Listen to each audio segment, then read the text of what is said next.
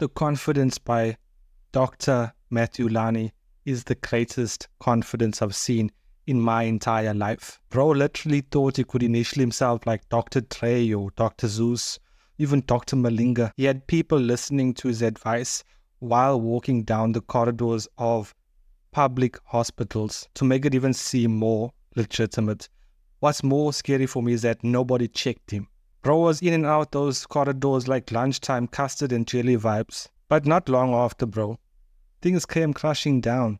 The red flags started to show. This is what the flag started to look like. Oh, I get this question a lot. When did I finish matric?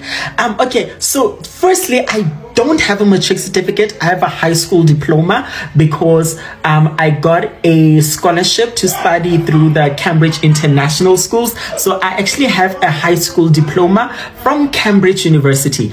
But to answer your question, I skipped 3 grades during my schooling years. So I skipped grade 4, grade 6 and grade 8, and then I finished school when I was 16. So I went to medical school when I was 16, and then I graduated from Wits Medical School at the age of 21, and then became a working doctor at the age of 22. Now I am 24 and I've been a doctor for 3 years. Now I'm doing community service, and next year I'm going to be a medical officer at the age of 25. After this whole debacle, bro, the bra got caught out. He literally got caught out. And what does he do? He shows receipts. The worst thing you can do is to show receipts, because now you're doubling down on the fact that you lied about this whole thing. But even you should understand, we are going to investigate this thing. Don't insult our intelligence. We know these things. Don't do it. Doctor, I'm using it in inverted commas because we know why. This bra claims that he did not need to do the 4th or the 6th grade. He skipped right past that. And then, I don't know, matric, he has something else that no other South African has. Mind-blowing. For me personally, bro, I don't believe anybody who says they skipped a grade. The worst kind of person is to say that I failed, but my parents were the ones to say, I must stay back. Those ones are the ones I don't believe from the get-go, bro. Either you pass, which parent is going to say to you, stay in that grade? I'm just giving an inverse example here. Same goes for this. It doesn't make sense, bro. It doesn't make sense. The receipt that he produced for Wits Strand, for whatever, I don't know how to pronounce it, Afrikaans University's name, Wits. This bro goes and shows receipts for it. I don't know if I can even show it because it's done like so cheaply. Like any fool could see that this guy just put some fonts over the badge and wrote his name there. And by the way, that's not his real name. Everything was just bogus from the beginning. It's mind-blowing how people who followed this guy, I think he had almost like 500,000 people following him, never saw the red flags until the very end. Shocking. Anyway, Wits denied him like a father that said he's going to buy bread or soap and didn't come back. He denied him like it was a one-night dun-dun. You know what I mean? You denied it immediately. Some of them are for the streets, and you say, that one's for the streets. I denied that one. Give me proof first. But Wits didn't need to do that. They just had to pull up their own documents and say, Wits University is obliged to set the public record straight following claims made by Dr. Mathew Lani on various social media platforms.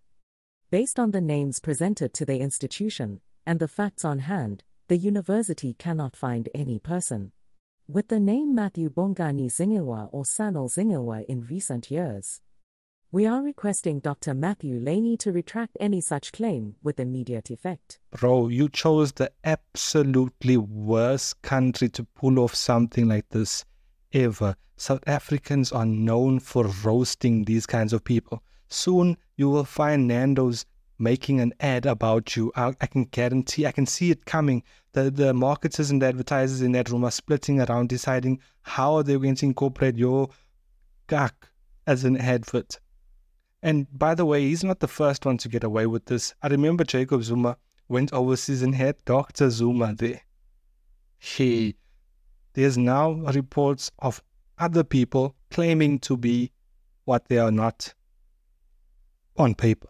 this incident has obviously exposed obviously shortfalls and gaps within our system, insofar as issues of access control, and then also insofar as issues of how we improve employee identification within the system. So it's not a 100% foolproof system. It can be exploited, and I think this incident proves that. And it's incumbent on us now to actually work on ensuring that we tighten those access systems that we currently have, and working closely with organizations like HPCSA, I think we can be able to ensure that we stem out this kind of practice that is unethical and that can have dire consequences for the millions of people that depend on public health care.